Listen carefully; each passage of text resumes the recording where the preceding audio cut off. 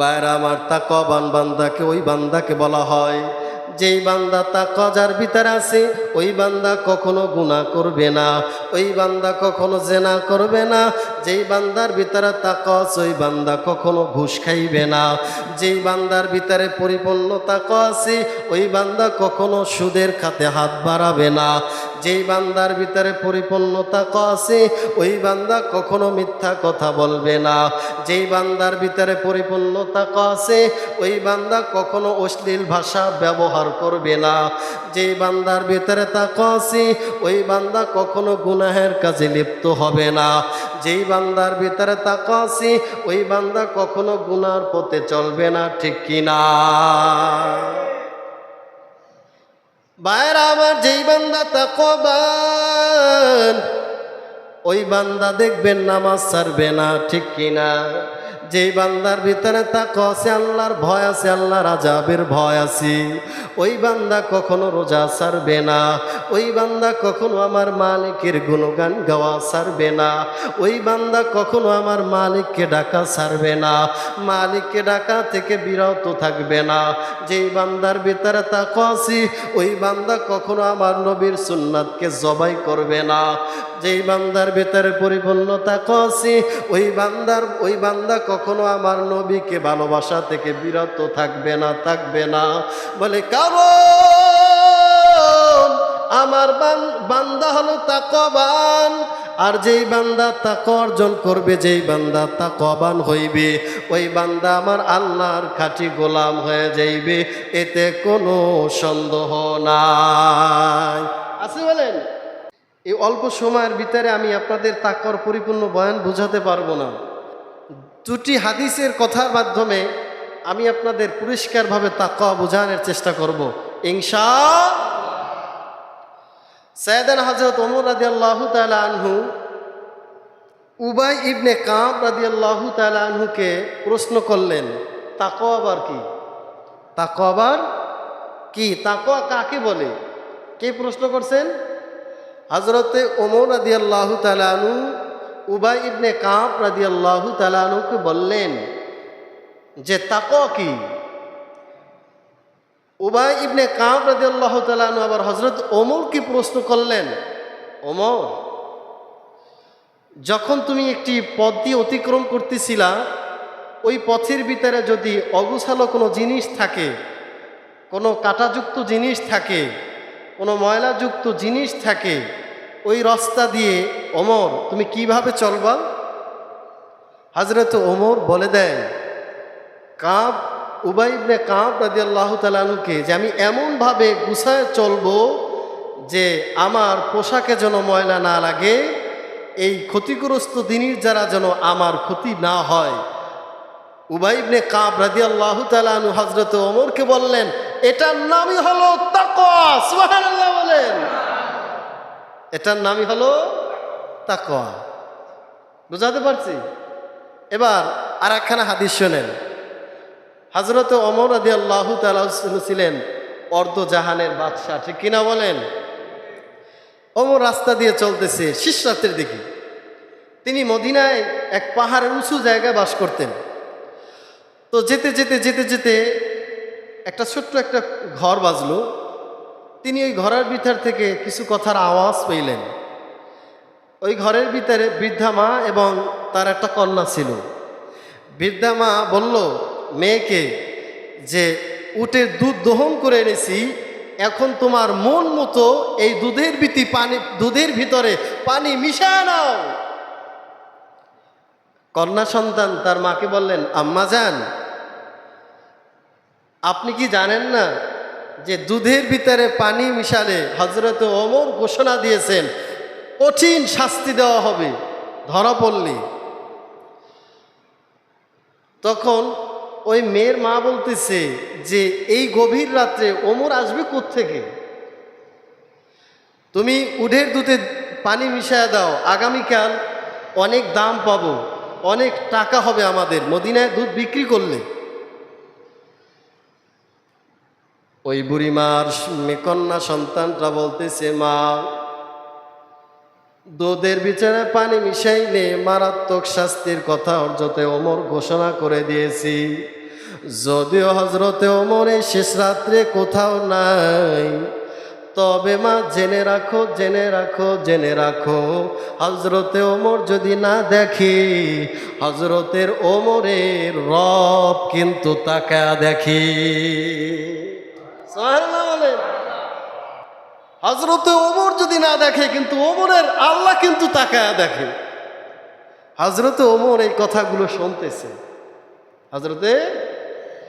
হজরতে ওমর কথাগুলো শোনার পর ওই মেয়েটার তাকা দেখি, ওই মেয়েটার তাকা দেখি হজরতে ওমর তার ছেলের জন্য পুত্রবধূ হিসাবে ওই মেয়েটারে তার ঘরে তুলে নিয়েছে।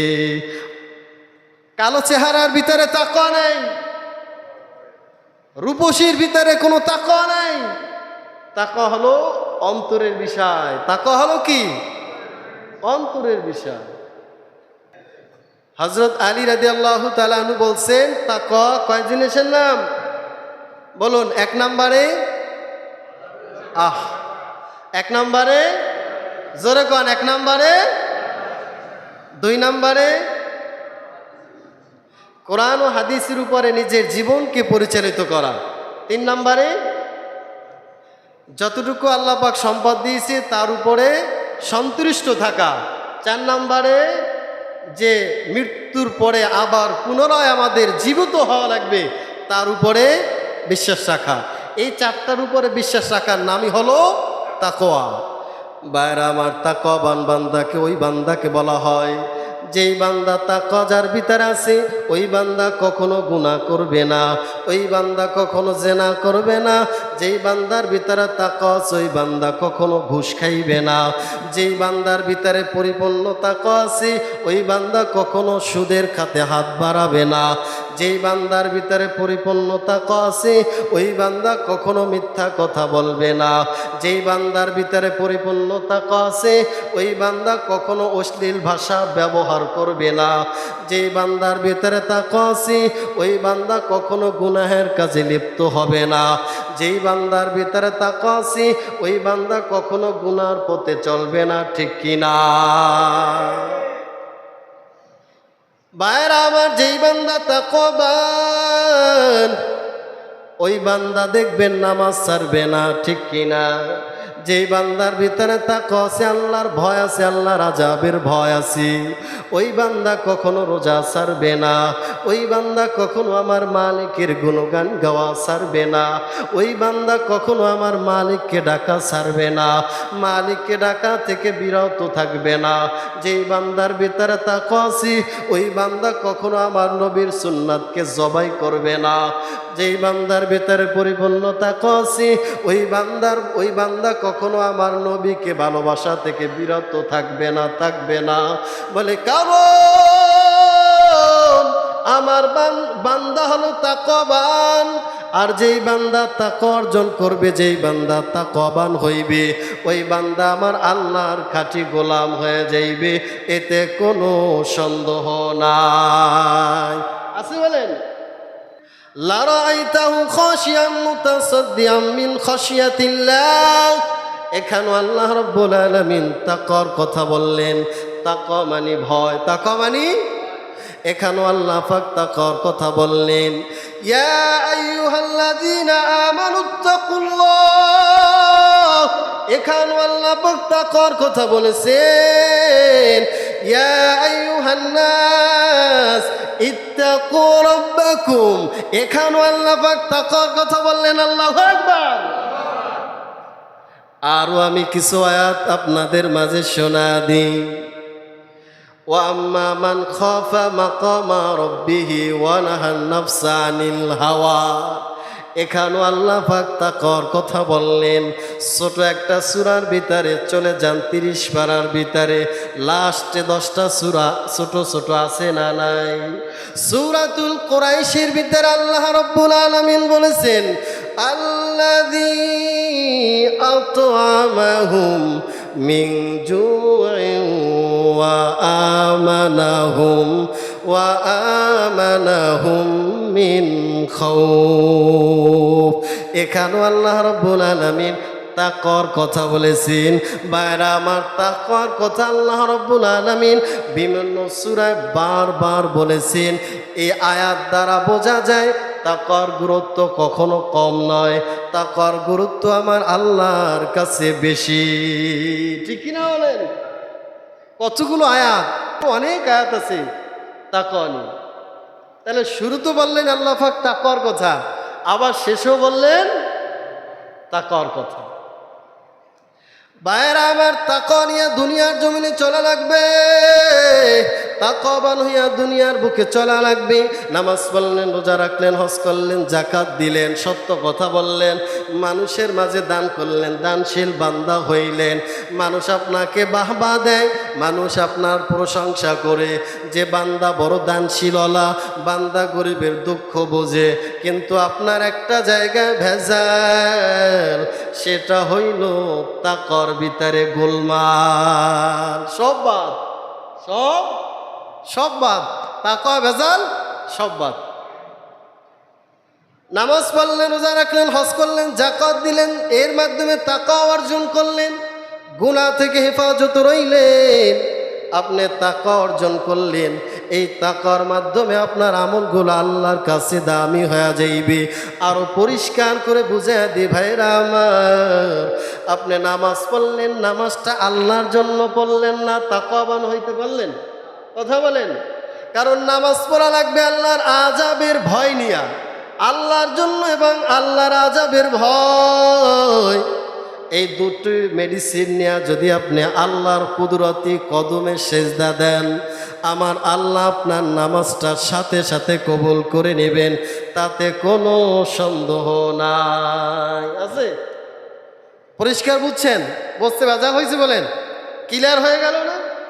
তাহলে আপনি যাই করেন তাকওয়ার সহিত, বিশ্বাসের সহিত করা লাগবে। ঠিক কিনা বলেন? ভাইরা আমার, দান করলেন, দানশীল হইলেন, লোকে আপনাদেরকে বাহ দিল, লোকেরা আপনার প্রশংসা করলো, কিন্তু দান করলেন দুনিয়ার জন্য। বলে কি দুনিয়ার কেরিয়ার? বলে কেরিয়ারটা হলো আপনি দান করলেন, আপনাকে মানুষ প্রশংসা করবে, বান্দা বড় ভালো, বান্দা দানশীল, গরিবের দুঃখ বোঝে, দুনিয়ার বাহবা পাওয়ার জন্য দান করলেন। অথচ আমার আল্লাহর জন্য আপনি মানুষকে সাহায্য করলেন না। এই আল্লাহর জন্য না করার কারণে কখনো আপনি তাকওয়াবান হতে পারবেন না। একটা সহজভাবে বোঝাবার চেষ্টা করলাম, আল্লাহ পাক আপনাদেরকে বোঝার তৌফিক দান করুক। বলেন আমিন। সময় তো বাজার হয়ে গেছে, আমি কেমনে আগাই? 5 মিনিট, একটু 5 মিনিট সময় না দিবেন? আমি সামনে একটু শেষ করে দিই পরিষ্কার করার জন্য। বাইরা আমার, সময় কম, আমি আর আগাতে পারলাম না। তাকওয়াবান কেমন সাহাবায়ে কেরাম ছিলেন, সাহাবাদের ভিতরে কেমন বিশ্বাস ছিলেন, সাহাবাদের ভিতরে কেমন ভয় ছিলেন, কেমন আল্লাহর আযাবের ভয় ছিলেন। ইত্তাকুল্লাহ দ্বারা 2টা নিসবত। 1 নম্বরে আমার আল্লাহ যত বড়, আল্লাহর আযাবও তত বড়। ঠিক কিনা? বনি ইসরাইল এক আল্লাহর বান্দা, যৌবনকাল, শিশুকাল পেয়েছে, যৌবনকাল পেয়েছে, বৃদ্ধকালে বান্দা তাকওয়ার মানে আল্লাহর ভয় অন্তরে পয়দা হয়ে গিয়েছে। আল্লাহর বান্দা চিন্তা করলো, আমি যৌবনকাল পাইয়া কোনো সবের কাজ করি নাই, আমি গুনাহ করে করে যৌবনকালটা পার করে দিলাম, গুনাহ করে করে যৌবনকালটা কাটা দিলাম। না না না, বৃদ্ধ বয়স আমার হয়েছে, এই গুনাহ নিয়ে যদি আমার মালিকের দরবারে হাজির হই, আমার আল্লাহর দরবারে আমি কি জবাব দিব? না না না, আমার এই গুনাহ হলা বডি নিয়ে আমি আল্লাহর কাছে হাজির হতে চাই না, আল্লাহর বিচারের কাঠগড়ায় দাঁড়াতে চাই না, আল্লাহর সামনে আমার দেহটাকে আমি দণ্ডায়মান করতে চাই না। আল্লাহর বান্দা চিন্তা করলো, আমি বড় পাপী, আমার মতো পাপী আর কেউ নাই, আমি কোনোদিন সবের কাজ করি নাই, আমি কোনোদিন ভালো কাজ করি নাই, আমি কবিরা গুনায় লিপ্ত ছিলাম, আমি সগীরা গুনায় লিপ্ত ছিলাম, গুনাহ দিয়ে আমার জীবনটা ভরা, আমি বড় পাপী, আমি বড় গুনাহগার। বান্দা তার দুই সন্তানকে ডেকে ডেকে বলতেছে, এর সন্তানের দল, আমি যদি মারা যাই, মারা যাওয়ার পরে তোমরা আমাকে কবরের ভিতরে রাখবা না, কবরের ভিতরে রাখবা না। আমি মারা যাওয়ার পর আমাকে তোমরা আগুনের ভিতরে জ্বালা দেবা, জ্বালা দেবা। আমি যখন আগুনে পুড়ে ছাই হয়ে যাইব, আমি যখন আগুনে পুড়ে কয়লা হয়ে যাইব, সেই কয়লাগুলো এক ভাগ কয়লা বাতাসের সাথে উড়া দিবা, আর এক ভাগ কয়লা পানির সাথে তোমরা ছাইরা দিবা। সন্তানগুলো বাবাকে বললেন, বাবা কেন কেন তুমি মারা যাওয়ার পরে, এই দুনিয়া থেকে বিদায় নেওয়ার পরে তোমার লাশটাকে আমরা কেন আগুনে পুড়ে ছারখার করে দিব? কেন তুমি কেন এই কথা আমাদেরকে বললা? তখন বাবা বলে, শোনো সন্তান আমার, আমার জীবনে কোনো সবের কাজ আমি করি নাই, এমন কোনো আলামত নাই। আমি গুনাহ করে করে আমার জীবনটারে নষ্ট করে দিয়েছি, যৌবনকালটা গুনাহ দিয়া কাটাইছি, যৌবনকালটা আমি গুনার কাজে দিয়ে গুনাহ করতে করতে আমি কাটা দিয়েছি। আমি এখন বৃদ্ধ হয়েছি, এখন আমার বার্ধক্যের জীবন আমার চলতেছে। কখন জানি আজরাইল আইসা আমার জানটারে কবজ করে নিয়ে যায়। আমি যদি মরিয়া যাই, তোমরা আমারে কবরে রাখবা না, আমাকে তোমরা আগুনে জ্বালা পুরা ছারখার করে দিবা। যখন সন্তানদেরকে বাবা ওসিয়াত করে যায়, যখন বাবা কিছুদিন পরে মারা যায়, মারা যাওয়ার পরে সন্তানরা তার বাবার ওসিয়াত পালনের জন্য তাকে আগুনের ভিতরে জ্বালা দেয়, আগুনে পুড়ে পুড়ে ছারখার হয়ে যায়। আল্লাহর বান্দা যখন কয়লা হয়ে যায়, এক ভাগ কয়লা বাতাসের সাথে উড়া দেয়, আর এক ভাগ কয়লা পানির উপরে ভাসা দেয়। আমার আল্লাহ ডাক দিয়া বলে, বাতাস, এরা আমার বান্দারা তোরা উড়া নিয়ে যাইস না, উড়া নিয়ে যাইস না। পানিকে ডাক দেয়া বলে, পানি, আমার বান্দা আগুনে পুরে কয়লা হয়েছে, কয়লাগুলো তোরা ভাষা নিয়ে যাইস না, ভাষা নিয়ে যাইস না। আল্লাহ পাক বাতাসকে অর্ডার করলেন, বা কয়লাগুলারে একাত্রিত করে দাও। পানিকে অর্ডার করলেন, কয়লাগুলারে একাত্রিত করে দাও। আল্লাহ পাক কয়লাকে বললেন, কয়লাকে অর্ডার করলেন, পুনরায় বান্দাকে তৈরি করে দাও। যখন বান্দা পুনরায় হয়ে গেল, ফেরেশতারা তাকে প্রশ্ন করবে, কেন তিনি এই অবস্থা করেছে, কেন তিনি তার সন্তানকে ওসিয়াত করেছেন, দুনিয়ায় বসে তিনি মারা গেলে তার সন্তানরা তাকে আগুনে পুড়ে পুড়ে ছারখার করে দিবে, কয়লা বানা ফেলাইবে।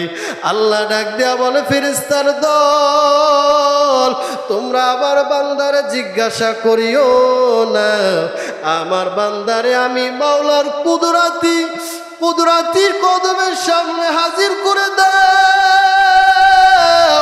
আমার বান্দারে বলবো, কেন আমার বান্দা দুনিয়ায় বসে কাজগুলো করেছে।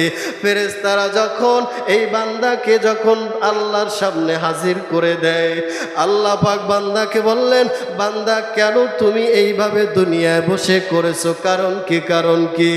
বান্দা তখন দুই চোখের পানি টপ টপ টপ টপ করে ছিঁড়ে দিয়া বলে, দয়ার মালিক, ও দয়ার মালিক, আমি দুনিয়ায় বড় পাপী, যৌবনকাল পেয়েছি, যৌবনকালটা গুনায় কাটা দিয়েছি।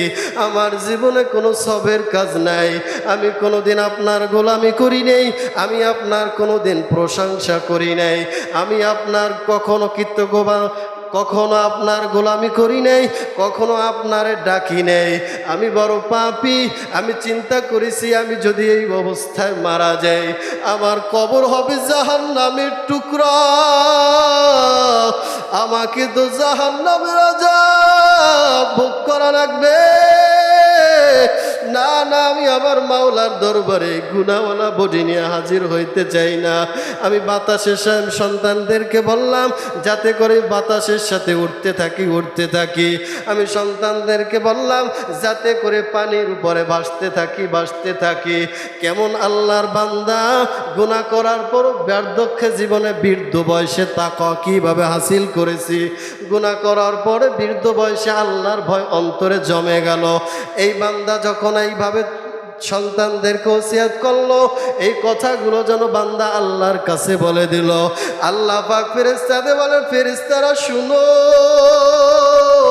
আমার বান্দা আমার গোলামি করে নাই, আমার বান্দা আমার ইবাদত করে নাই, তবে গুনাহ করে করে জীবনটারে নষ্ট করে ফেলাইছে। বার্ধক্য জীবনে বৃদ্ধ হালতে বান্দা আমার ভয়, আমার আযাবের ভয়, বান্দা তার দেহটাকে আগুনে পুড়ে পুড়ে ছারখার হয়ে দেওয়ার জন্য সন্তান গুনার ওসিয়াত করে গেল।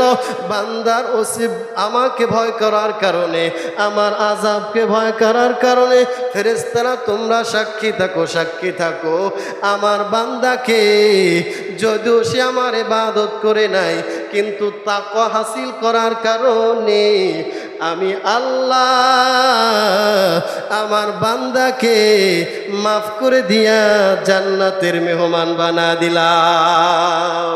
তাকওয়া পরিষ্কারভাবে বুঝতে পারছেন? দুনিয়া চলতে হলে তাকওয়াবান হয়ে চলতে হবে, ঠিক কিনা বলেন?